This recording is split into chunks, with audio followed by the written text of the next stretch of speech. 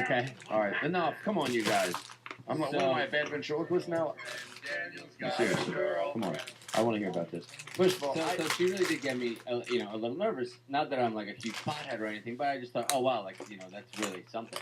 And then I get there, and it's a Muslim country, so I believed it, And then I get there, and then I started going to comedy clubs. I met a bunch of comedians. Literally, the first night I got off the stage. And by the way, real quick, just to interject quickly, we talked about this off the air. Even though she happened in this case to maybe, you were okay, I said she's probably right. She's erring on the safe side. You just sort of lucked out. I lucked out. But she was giving you good advice. Of course. Yeah. Right. And even after finding out that all the locals, everybody smokes weed, just probably the same amount they do here. People, young people do it recreationally. It's still more dangerous to do it if you are a Westerner because they make an example out of it. Are you a Westerner? Yes. Am I too? Yes. Yeah. They want to make an example out of you so it doesn't become a drug destination. Like the way some of the other places could become. So, but that was probably the most mind-blowing thing is that meeting comedians there, doing shows, finding out that it's the same.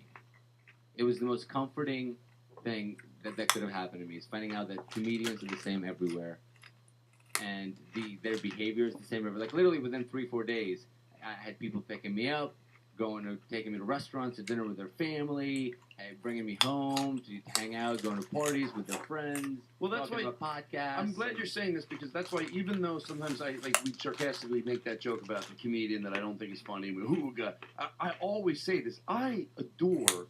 Maybe it's a weird word to use, and love comedians. And this story is why, because there's this odd fraternity. Here you are. It's a very odd fraternity. And they pick you up, and there's it's a great camaraderie. That's why I love hanging out with comedians. And I think I lucked out in that way because, there was guys like Rizal, if you're listening, you know who you are. Rizal. Oh, it's Rizal. Rizal. Oh, yeah. Rizal. Everyone knows Rizal. Sure, yeah. Oh, Rizal. He's talking about Rizal. No, Rizal's a good guy. Yeah. Stacy's fun. Stacy. Oh, you know Stacy. Stacy. Everyone loves Stacy. Well, she's a good girl. I mean, once in a while, she's pretty and funny. And she tweezes the eyebrows. Stacy's good. I mean, Stacy. Great. When you meet a girl like Stacy, you just know there's a nice girl. And I'll tell you the funny thing that I love about Stacy. Well, Stacy is definitely Stacy. She gets herself, and I like that. That was the best way I could have seen the city and the country. They took me outside the city to all these historic sites. Because as a tourist, even if you know some people there, comedians are connoisseurs of the culture. Right? I really believe that. They really they soak everything in so they can regurgitate it back, at the audience. Does that make sense? Mm-hmm. While you're smoking your fake cigarette. Not fake. All right. No, it's real. No, it's not for real. But does that make sense? So, I feel like I really lucked out that I had comedians who wanted to show me around because these guys really sink their teeth into their country and their culture and what makes them who they are. And I got a really great glimpse of it, and I'm forever thankful to those guys. And I'm going back to do more shows and to do a tour there. And I cannot wait. I feel like I just scratched the surface. And if you're thinking about traveling to the southeast and you've never been to that part of the world, Malaysia is the best place to start. Oh my God! You work for the Malaysian Council. You're doing commercials for Malaysia now. Yeah, I am. Oh my God! You're trying to sneak them. I just tell what you were doing. I'm sorry, guys. I should have told you that. Are you having a hard time at work? Have you seen the sun in over 6 months? Hate the person you're with? Want to get away, take a tropical holiday, but you don't know where to go? Hawaii's too hacky. Alaska's too cold. Do you like French stink? Do you like free drinks? Do you like free drinks and long flights? Well, then Malaysia is the place for you. In all honesty, though, it's. Oh, you weren't being honest about that? No, I was. Oh, okay. It is such a great mix of 3 different cultures that live there. What are they? It's the Indians. The Jews? No, they don't like the Jews there. No, it's not that they don't like the Jews. The Malaysian government doesn't recognize the state of Israel. They I don't understand. particularly have anything, Right. against the Jews. Yeah. I'm sure if they had met some, they would. But they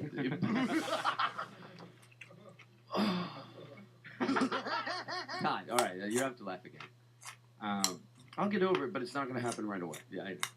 So does that make sense? Like, Of course it does. Someone explained that to me, and it clicked for me because I was doing a joke about it, like, oh, you guys don't like the Jews here, and then somebody goes, it's not that we don't like the Jews, it's that we don't recognize the state of Israel because of all settlements and all the stuff with the Palestinians. Mm-hmm.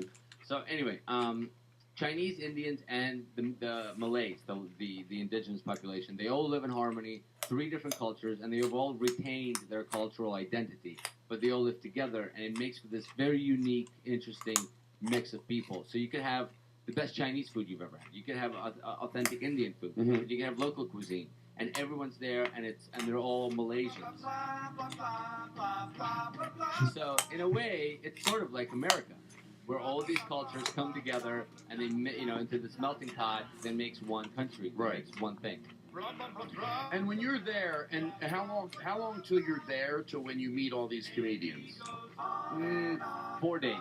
3 4 days. 3 days. Come on, Chris. 3 It's days. disrespectful. Seriously, stop it. Fucking grow up. 3-4 days. No, seriously. Come on. You want me to talk about Helltail blankets? Helltail blanket. You want me to talk about Helltail blankets? Helltail. All right, so go ahead. Even though I make jokes, I'm still I interested. know. I got there on Friday. The first show I did was on Tuesday. Stop it. Stop it. Don't play snoring sounds and don't play the blah, blah, blah song. A young man here is telling us a Wait, story. Todd, I know you're telling him to do that, and it kind of bothers me when you do that. I No, know, I'm okay, not. it kind of bothers me when you do that. I know you're telling him to play that. I'm not. It's not funny. Damn it, I swear to George Carlin. That makes me laugh like that. All right, seriously. All right, seriously. You know what? Now's not a time for joking. Oh, it's not? No. Our listeners would probably not like that. Our listeners want to hear long stories. I shouldn't even... I will tell you the tough thing about No sound effects. This is a no sound effect zone for the next 5 minutes. You know, I told you the story that my girlfriend works for a consulting firm who's contracted to work in Malaysia. The problem with that is it's very hard to tell people your girlfriend lives in Malaysia without them assuming you paid for some sort of a weird sex transaction. And then, so I immediately want to go, no, she's American, but that feels racist to say that, you know what I mean? So it's like my choices are pedophile or a racist. I really don't know which way to go. I mean, I'm a pedophiling racist. Pedophiling, sure, that's a thing. So anyway, so that was great. It was a mind-blowing experience. It was certainly eye-opening. And you got on stage? I got on stage. The first night I went there, it's a local club. They do a show. It's a Tuesday show. Every Tuesday they do the show. It's called One Mic Stand.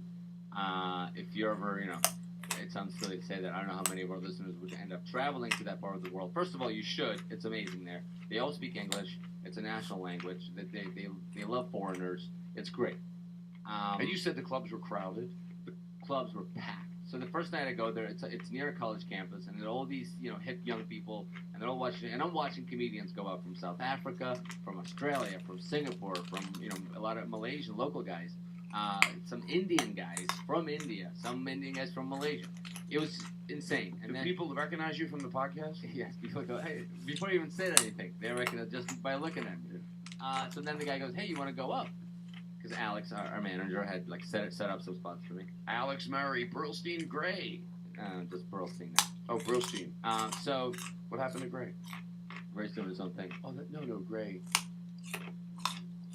No, he passed away, right? No. Oh, he did? No. Bernie Burlstein passed away. Yes. Oh, okay. Oh, this is not going well. That's all. It's fine. Todd got dropped later that week. By Brad Gray, ironically enough. He's not in the company. Okay, so Burlstein. By the way, I love everyone over at Burlstein. So I'm watching the show, and I'm watching these guys go up, and it's all very, overwhelming. And then I just started getting drunk. And I was pretty buzzed about halfway through the show. And then, I got a little bit of courage juice. And the guy's like, you want to go up? I'm like, oh, fuck it. I'm going to go up. What's the worst thing? If I bomb, no one's going to see it or ever hear about this. And so I just wrote down some jokes I had that would be like the most, non-specific jokes. And I remember calling you and saying if you wanted to do my dad's smoking bit, it was okay. Dad smoking bit. I did that. I did the getting the bathroom too close to the where everyone's eating. Sure. Very relatable material. Sure. Yeah. My head used to be like this when I was little. Can we go to what I think is the most important part of your trip? What? I'm being half kidding, half serious. But I don't want to be one of those people that goes to another country, and I'm not, and it goes, oh, this is better. You know, there's different things in different countries. What you think is better for you, they're used to it a different way. So whenever I've traveled, I've always been very respectful of, well, Go ahead. What were you going to talk about? I've been very respectful of when you go other places, that when things are a little different, the bathrooms are different, and you go, no, it's not bad, or it's not better or worse, it's different. But this one, the way they go to the bathroom, I think we might have a better way.